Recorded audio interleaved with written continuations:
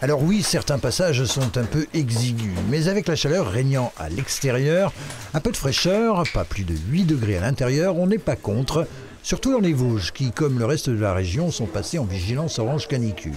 Et ils étaient encore nombreux ce lundi à s'être équipés pour s'engouffrer dans les galeries des hautes mines du Tillot. Je viens ici pour un peu pour la fraîcheur aussi, mais aussi avant tout, c'est découvrir un peu l'histoire de la région, parce qu'on voit l'intérieur des mines, mais il y a l'extérieur aussi, avec tous les forges et tout ça. Si l'on vient en partie pour la fraîcheur qui y règne, c'est avant tout pour l'histoire de ces mines tillotines exploitées pour leur cuivre par les ducs de Lorraine entre 1560 et 1761.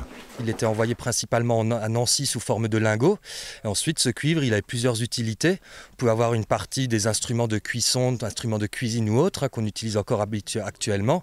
On faisait de la monnaie avec. Et également, c'était un mélange, donc pas le cuivre pur, mais le cuivre, on le mélangeait à l'étain pour obtenir du bronze. Et ça aura permis notamment de couler des canons pour se défendre des Germains, des Bourguignons de l'époque. On a trouvé également des commandes pour des cloches dans des églises. On passe dans des endroits, ils sont très petits, mais on se dit que un chemin qui fait donc 30 secondes à parcourir, ils ont mis des mois pour le creuser, et je trouve ça assez impressionnant.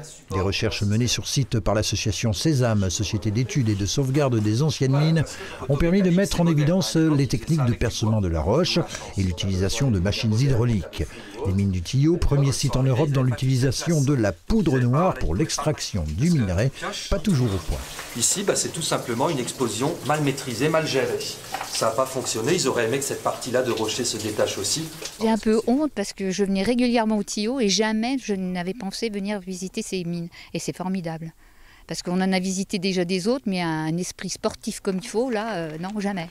Et voilà. Merci. Mais la visite n'est pas finie, direction cette fois le musée pour parfaire ses connaissances sur le site minier, géré en régie municipale, la commune du Tillot qui a pour projet d'agrandir le bâtiment, mais ce n'est pas tout.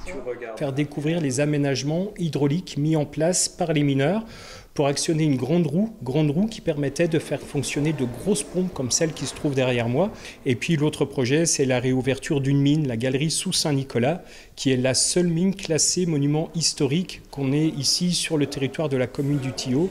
Et c'est la mine dans laquelle on a commencé à utiliser la technique de la poudre noire. Les hautes mines du Tillot, c'est environ 30 000 visiteurs par an qui viennent pour la plupart du nord, de la région parisienne ou encore du Benelux.